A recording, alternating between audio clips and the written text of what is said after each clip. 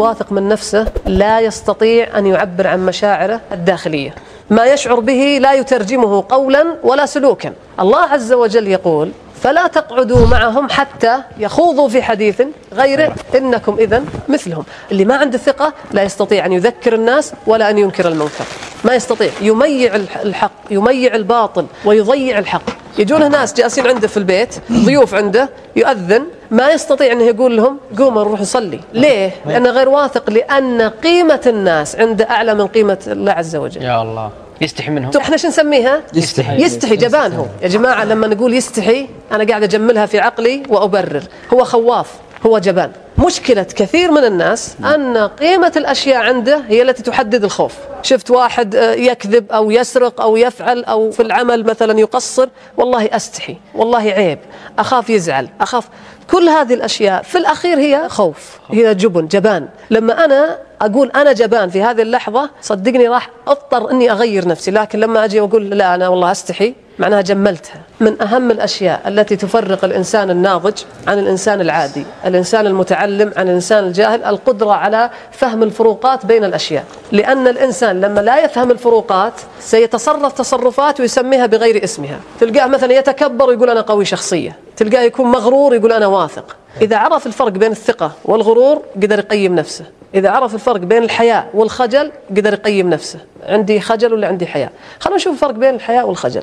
الحياء سلوك إرادي، أستطيع أن أفعله وأستطيع أن لا أفعله، أنا بإرادتي. الخجل سلوك لا إرادي، يمنعني. طيب هل في خيار ثاني في الخجل؟ لا، بس منع. بينما الحياء إما أن يمنعني وإما أن يدفعني. إذن هذا واحد. اثنين، دائما الحياء أنت تسعد به وتشعر به قبل أن تفعله، وتسعد به أثناء فعله ولا تندم عليه بعد فعله، بل تفخر. قالوا لي تكلم في واحد أكبر مني، قلت له لا والله فلان اللي يتكلم، أنا ما أتكلم. لما أقول لا في هذه اللحظة أنا ماني بخايف ولا خجلان، أنا أستحي أني أتكلم قبل اللي عند أكبر مني. فلما هو يتكلم أنا ما أقول الحمد لله فكني يلا، لا، أشعر بالفخر أني قدمت حاجة حلوة. لذلك قالوا الحياء هو شعور يدفعك لفعل المليح وترك القبيح، أنا أسوي شيء الصح والغلط ما أسويه. بينما الخجل سلوك لا إرادي يجعلك تتوتر قبل أن تفعله، وتحزن أثناء ما تفعله، يكون أنت منزعج أثناء ما تفعله، وتندم بعد أن تفعله. لما يقولك تقدم تكلم، خفت في ذي اللحظة وقلت لي لا ما أبغى، انسحبت من الموقف، نجحت في أنك ما تطلع قدام الناس ولا يظهر خوفك، لكنك بعدين ايش قاعدت تسوي؟ يا ليتني سويت، يا ليتني فعلت، والمفروض اني قلت، والمفروض. لذلك الخجل يجعل الناس تتألم وتندم، وهذا ليس من عادة الوثقاء. الواثق يستحي ولا يخجل. إذن لما يجوني ناس ويجلسون عندي ويؤذن، لما لا أستطيع أن أقول لهم يا جماعة خلونا نصلي ونرجع بعد الصلاة، هذا خجل. لذلك وهو يقيم ونسمعه وأنا متوتر الآن ودي أقول لهم بس أنا مستحي، لا، أنا خجلان، أنا في تلك اللحظة جبان، ما استطعت أني أعبر، أنا جبان. الثقة مطلب شرعي. هناك من الناس من لا يترك لحيته خشية أن لا يتقبلها الناس، ما أطلع حلو، الثقة نازلة. هناك من النساء من تنمص وهي تعرف عقوبة النمص لكن تريد أن يتقبلها الناس، عندها الثقة نازلة. إذن هو مطلب شرعي. لما يكون عندي ثقة ما يهمني والله شكلي، لأن الله عز وجل قال إن أكرمكم عند الله، لم يقل أجملكم ولا أطولكم ولا أحسنكم بشرة ولا أزينكم شعرا ولا أجملكم قامة، وإنما قال أتقاكم. هذا هو الميزان. وبالتالي وجود ثقة عند الإنسان مطلب شرعي بالدرجة الأولى. لذلك لما جاء النبي صلى الله عليه وسلم قال للصحابة لا يحقرن أحدكم نفسه، قالوا يا رسول الله وكيف يحقر أحدنا نفسه؟ قال يكون في مقام، في مجلس زي هذا يكون لله فيه مقال، شاف غلط لازم يتكلم ثم لا يتكلم، سكت، فيقول الله عز وجل له يوم القيامة يا عبدي لما لم تتكلم في يوم كذا وكذا؟ فيقول خشيت الناس، فيقول الله عز وجل له الله أحق أن تخشى. عبر عن حقران النفس خشية الناس. لما أنت تكون في موقف أنت خشيت فيه الناس، ما قدرت تقول لا، ما قدرت تقول رأيك، ما قدرت تطالب بحقوقك، ما قدرت تنكر على الناس، في تلك اللحظة التي خشيت فيها الناس أنت إيش؟ احتقرت نفسك. فلما أجي عند ناس أعتقد أنهم أعلى مني، شو أصير أنا؟ أصير صغير.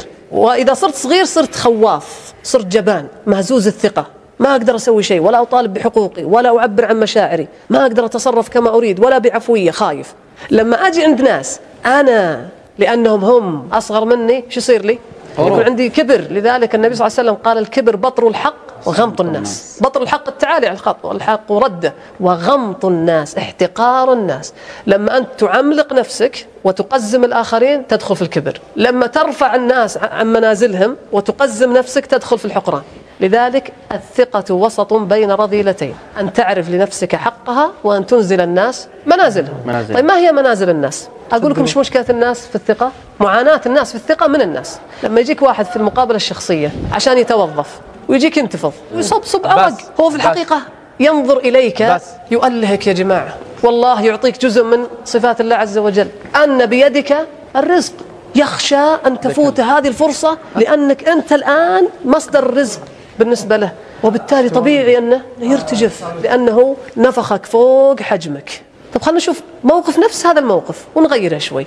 دخل ذلك الأمير على المسجد في الجامع الأموي، فلما دخل قام الناس كلهم له، خافوا من جنوده وحشوده وقدرته فخافوا، فقام كل الناس إلا شيخ كبير ما وقف جالس. فجاءه الأمير قال له: يا هذا لما لم تقف يوم وقف الناس؟ شايف نفسك يعني كل الناس احترموني وهابوني وانت ايش عندك؟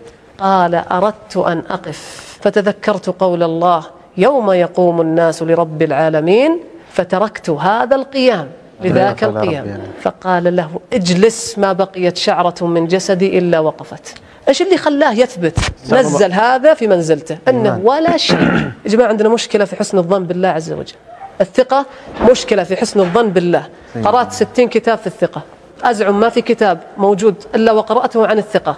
والله لم أجد حتى في كلام الغربيين لم أجد دواء للثقة عميق مثل حسن الظن بالله عز وجل وإنزال الله منزلته، وما قدر الله حق قدره.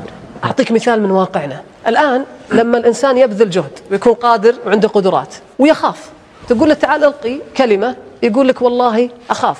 حافظ القرآن تقول له صل بالناس ويتوتر ويفقد ثقته، والله ما أقدر. يجي الإنسان قدام الكاميرا تلقى عنده علم وحافظ ويخاف. طيب السؤال، هو يخاف على ماذا؟ يخاف من الأسباب ولا من النتائج؟ الأسباب هو عنده عملها بتوفيق من الله عز وجل، والنتائج بيد الله عز وجل. إذن يخاف من ماذا؟ من النتائج التي بيد الله. إذن هي اهتزاز في ثقته بماذا؟ بالله. بس إحنا ما نبغى كذا، ما ننكر هذا الشيء.